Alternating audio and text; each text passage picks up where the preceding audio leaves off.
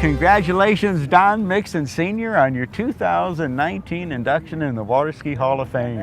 Isn't this fabulous? Who would have thunk it? I mean, this is just great. Yes, it is. It's a dream come true.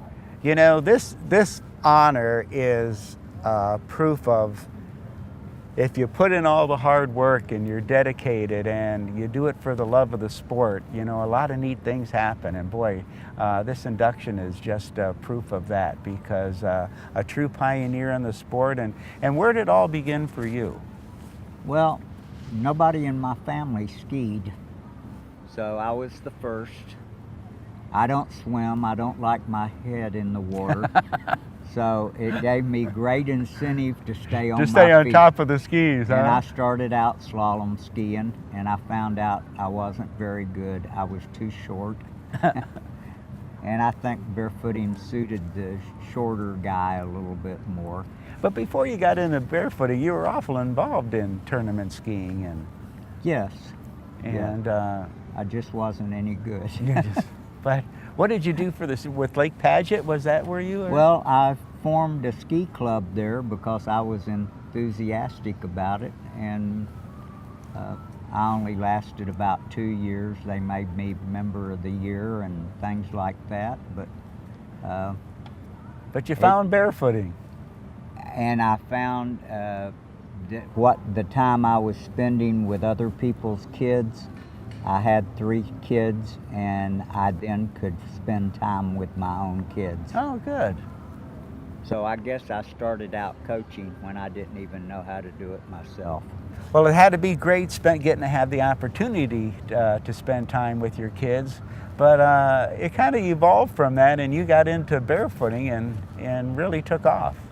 Yes, I got into barefooting because it was hard to keep a slalom course on the lake, and I thought barefooting, I didn't need nothing but a fast boat and my feet. And little did I know, a few years later, I would have far more gear for barefooting than I ever had for slalom. Well, you won national championships. Yes, God blessed me, let's just put it that way. And you continue to stay very involved, though, in the sport with your judging. And I mean, you went from, judging nationals to world championships. Absolutely. I made 10 world championships over 20 years, every 2 years. And I had some position with the United States team, either as a coach or a manager or a judge. And they even allowed me to become the chief judge at a world championship. What an honor that is. Well, I didn't even want to judge because I was too intimidated by the quality of skiers. But I found that I had a lot of world-class barefooters from around the world would come by to ski with my son. And I got to see on a daily basis, I got to see some of the best barefooters in the world. Fantastic. Which enabled me to study and keep myself sharp to what the good guys could really do. Well, you can't get any better at really learning about the sport than when you have the best barefooters in the world right there at your lake practicing all the time. You really get to see what the best of the best is all about. Yes. And it takes the skier a lot of time on the water and work to become a world champion. Oh, definitely. And you can't become one of the best in the world as a judge unless you get to see the best in the world. Exactly. Well, because in order to be able to call the maneuvers and score them, you'd have to be able to see it. You know what you have to be able to look for, and by having the opportunity to be with all those great skiers in the world, that's what gives you that opportunity. Out of all of this, is there one experience that is the most remembered or the most valuable? Well, one of the most memorable is they had a couple of Masters championships at Cypress Garden, and it's world famous, but it's not got the best water. Mm-hmm. And they had TV, and they put me in the boat, they gave me 2 radios.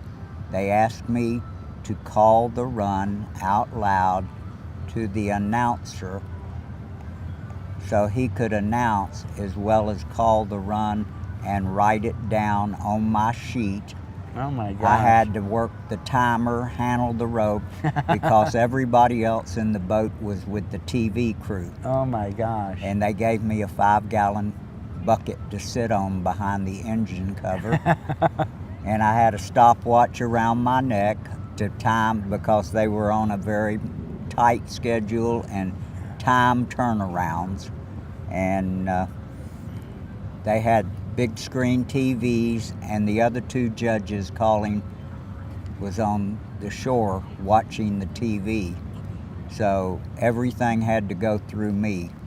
And I thought they were crazy, but when I got finished with it, I was very proud that I was able to handle all the things that were required. And it's like one Australian skier wanted to hold the tournament up, and I just reached over and clicked my stopwatch that was hanging inside my shirt, and I said, if your minute's up and you're not in the water, you're out.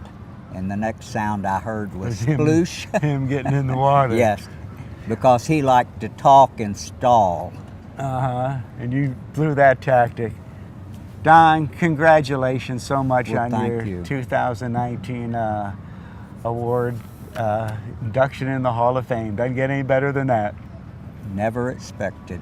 Well, you're going to have fun tonight, and we look forward to hearing you on the big stage. Congratulations once again. All right. Don Mixon Sr.